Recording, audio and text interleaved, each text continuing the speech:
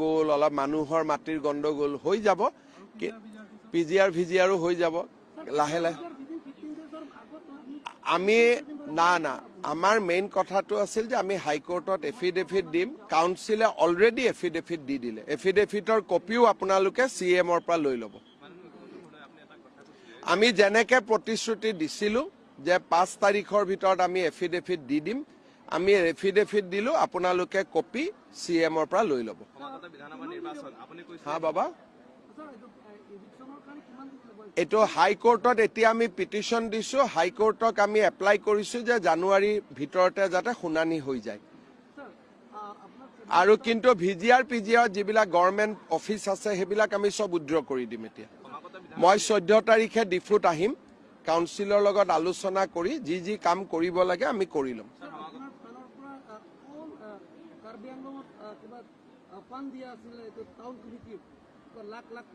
মই নাজানো বাবা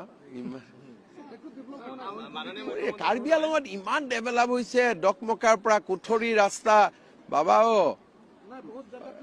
আৰে ইমান কাৰ্বি আংলঙত ডেভেলপমেন্ট হৈছে গোটেই অসমৰ মানুহে হিংসা কৰে ইমান কাৰ্বি আংলঙত কাম হৈছে বুলি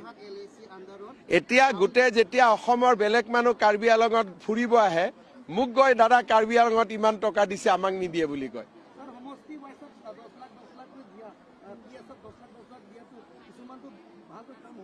কৰাই দিব লাগিব তোকো দি দিম বাবা তই অলপ সুপাৰভাইজ কৰি দিবি কি কোনটো টিভি ফ্লেশ নিউজ 14 তাৰিখে মই আহিম ফ্লেশ নিউজৰ পৰা মোক এটা ৰিপৰ্ট দি দিলে হল ক'ত কাম হোৱা নাই হ'ব হেণ্ডশেক কাৰদম MP সাহেব ফ্লেশ নিউজক 14 তাৰিখে মোক লগ কৰাই দিব কাৰ্বি আংলঙতো আমি নতুন প্ৰজন্মক আগভাগ দিম কিন্তু কাৰ্বি আংলঙত MLAতকৈ কাউন্সিল ইলেকশ্যনটো বেছি ইম্পৰ্টেণ্ট গতিকে কাউন্সিলতো এবাৰ সিটো বাঢ়িব 44 হ'ব গতিকে কাৰ্বি আংলঙত এবাৰ নতুন বহুত মহিলা আৰু যুৱক ওলাই আহিব যদি আমি বিলাহী বাহিৰত বেলেগ ডিষ্ট্ৰিক্টত নগাঁও জিলাত কিনিব যাওঁ 20 টকাৰ পৰা 30 টকালৈ কিন্তু কাৰ্বি আংলঙত 80 টকাৰো অধিক কাৰণ ইয়াত এটা দলে কোনো পাৰ্টিকুলাৰ কিছুমানে ইয়াত মিলি পেলাই এটা ঠিক আছে এটা কাম কৰিব 14 তাৰিখে মই আহিম মোক অলপ গোপনীয়কৈ বস্তুটো লিখি দিব মই ব্যৱস্থা লৈ ল'ম মোক গোটেই কথাখিনি এবাৰ 14 তাৰিখে মই ৰাতি থাকাকৈ আহি মোক লিখি দিব ফ্লেশ নিউজ জিন্দাবাদ হা বাবা ঠিক আছে গৈ থাকো সকলোকে